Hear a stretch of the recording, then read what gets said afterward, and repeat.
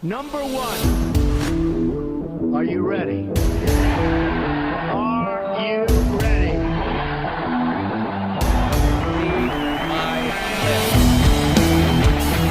Tremendous show, tremendous success.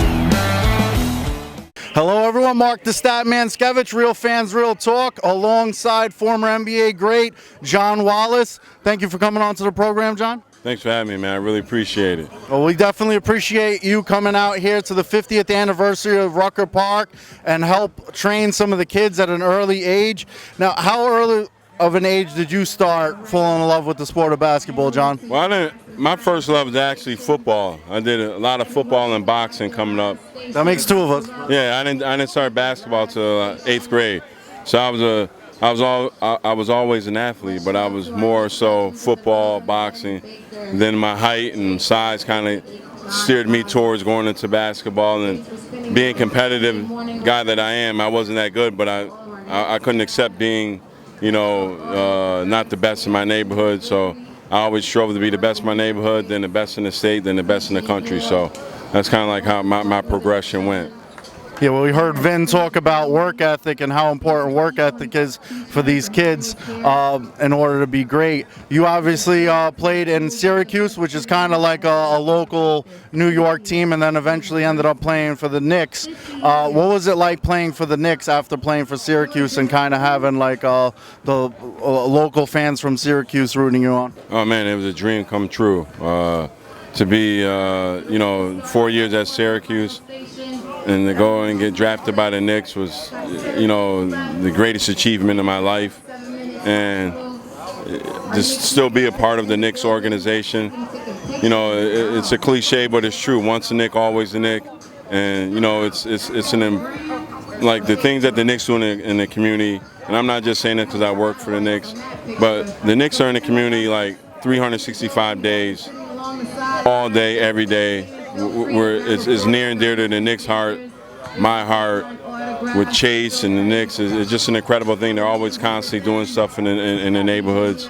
All 5 boroughs we try to touch at all times. So it's an amazing thing. Yeah, it's great. You had a good playing career, but afterwards, I'm sure it's very rewarding being involved with an organization that does give back to the community. Where can the fans out there find out about upcoming events that you'll be a part of along with the Knicks, the youth? Everything's always on like Knicks.com. You go to the Knicks Twitter page and the Facebook page and stuff, but all the events are always posted, and it's pretty much open to the community.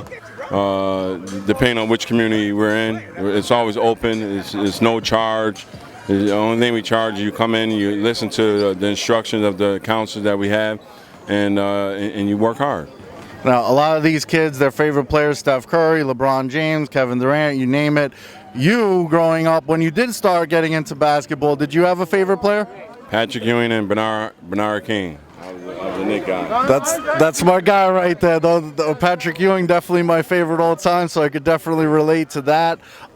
Patrick Ewing, what was it like playing alongside Patrick Ewing? Patrick's the hardest working guy I've ever been around in my life. He was, I don't care what time you got to the gym, he was already there, sweating.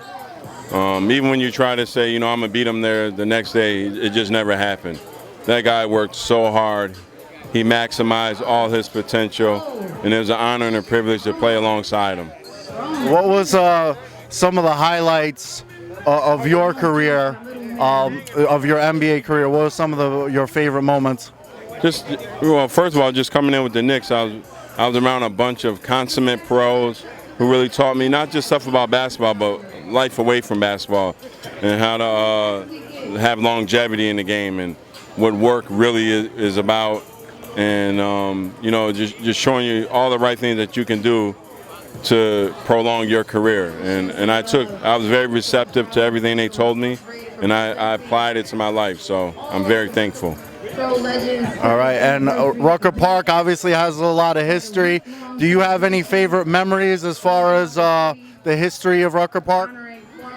I played in Rucker a couple of times, but I just love the atmosphere here. It's, there's no atmosphere like Rucker when you come here in the summer and it's a big game.